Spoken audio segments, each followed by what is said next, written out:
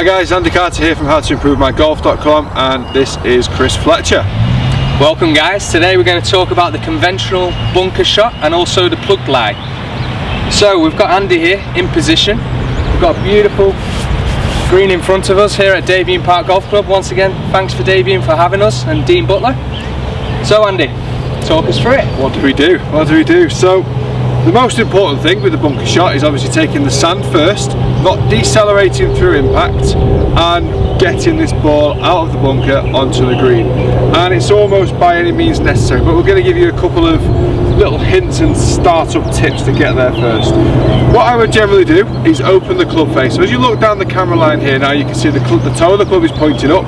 So as I look at it, I'm just going to open it, so it's my 2 o'clock as I look at it. Probably your 10 o'clock. Alright. Yeah, on the camera. So my 2 o'clock as I look at it, so I've opened the club face.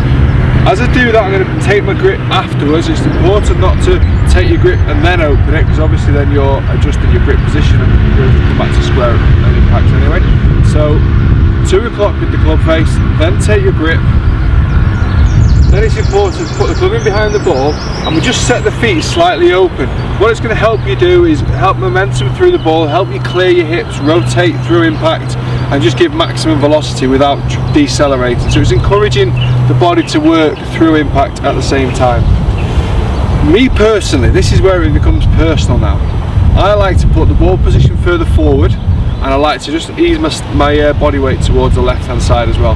We were talking about this off camera. Fletch likes to keep it a little bit more central with the body weight. Ball position as well? Ball position left of centre. I like to feel 50-50. I don't like to teach or get people to have too much weight on the left side, because what that can lead to is a steep angle of attack. With the bunker shot, what we're wanting is we want good rotation. We want the angle of attack to be shallow, although we take the sand.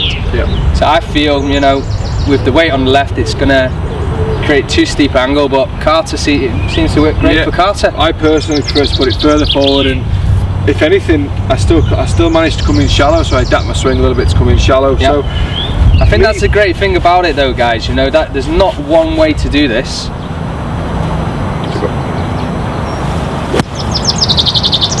Great shot. Oh, nice. See, it works. Easy. It works. It's my way. So yeah, I think you can. I mean, I've got no problem with even keeping it central. To be fair, either. Try one central out of interest. Ball positions, club face is open. Ball positions in the centre. My weight's a little bit more centred. Oh, look at that! Pops out nice and high. It's actually gone close, so I might start using that. So, 2 ball positions, 2 different positions with the weight distribution, and that's it. That's important. It's important to get into the bunker and get some practice. Find your preference. For this shot, you're never going to put the ball position back in your stance, so it's always going to be full centre or forward of centre. Find where your body weight is. Find where your swing is working its best and from what position it's set up, and then you'll be absolutely flying. Just watch another shot, guys. Just look at how long Carter's backswing is and follow through. Key points: long backswing and a long follow through. Take note that he's swung right over his shoulder and he's absolutely stiffed it. Good man. So that's a good point to remember, is you've got to follow through and get that club to come right over. If you're a right-handed golfer, over the left shoulder, and vice versa for left-handed. There you go, forwards again now. Yeah, forwards, good. Yeah, also works. Good stuff.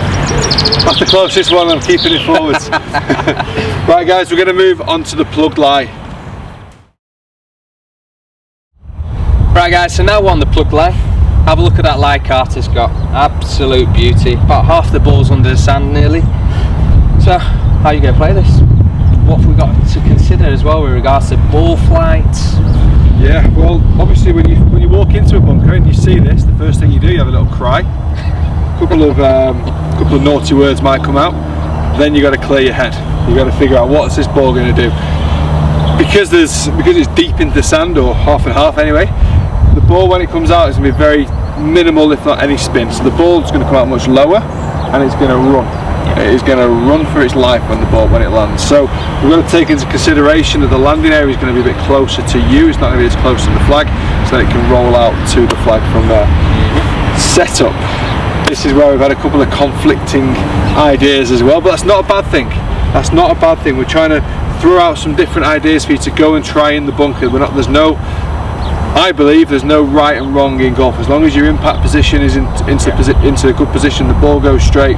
What more can we say? There's more than one way to skin a cat, so they say. So, what I do personally is put the ball position further forward, as you may have noticed, and I still keep the face open, because I know the ball's low in the sand, but I keep the face open. But one thing I've got to take into consideration is how much sand is under the ball. So that's why I dig my feet on this, more so on this particular shot, because I want to find out if I've got much sand to dig. Because I like to come into the ball with as much power as possible to get under the sand, to use the loft. I want to use as much of this loft as I possibly can, so I've got to hit harder below the sand. So I've got to find out how much sand there is, and to be honest, there's not a massive amount. No. So that means I'm just going to have to hit it harder. Yeah. Another point to note with regards to getting your feet shuffling into the sand, guys, you feel the texture, as Carter's mentioned. Also, what it does, it brings you that 1 centimetre or 2 centimetre lower, so that you're on the same lie as the ball.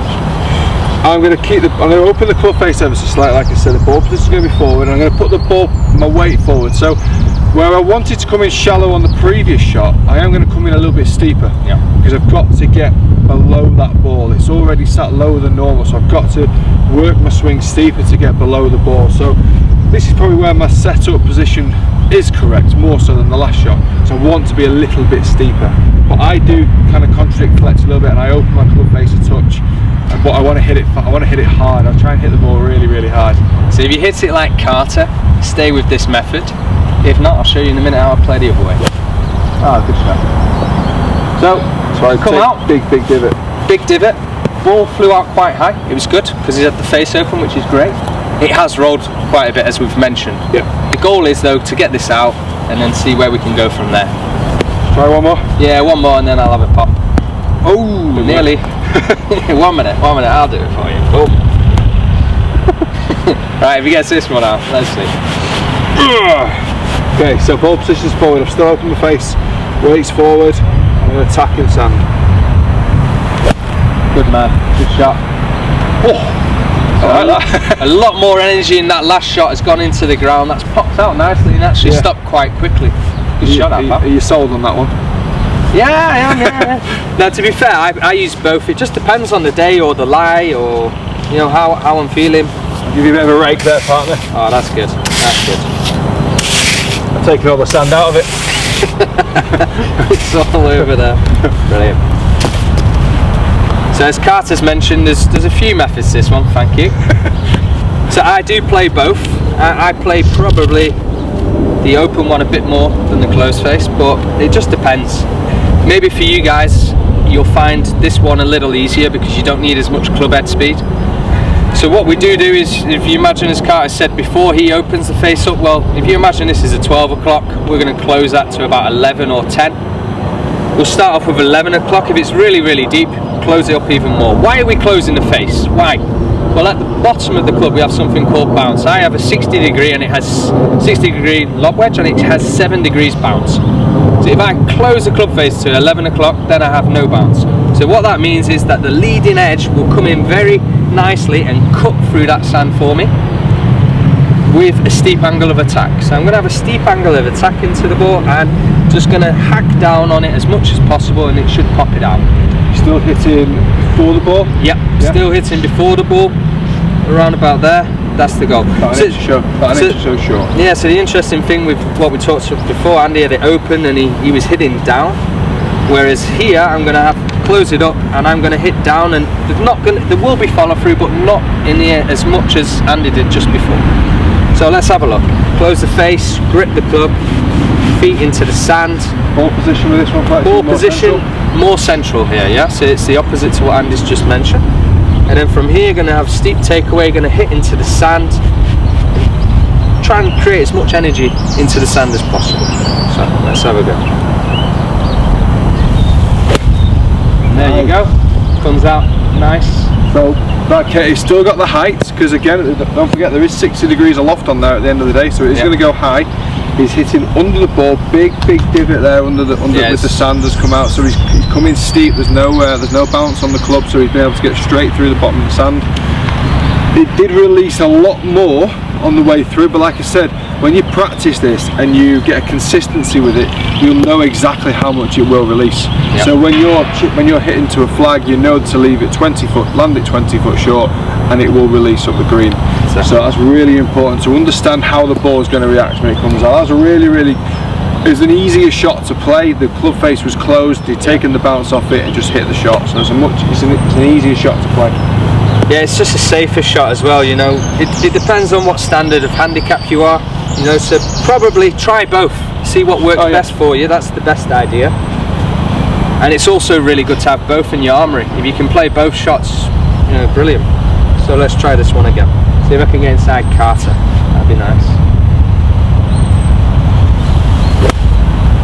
No, it's gone a tad too long, that one. A bit long. So again, because he's obviously de-lofted the club face to an extent, it will come out with a bit more of a flight. But I mean, it's a shot that I would use if I had loads and loads of green to work with, and just let it release up the green. But you've got to understand how the ball's going to react once it lands. But the most important thing at the end of the day is club line the bunker.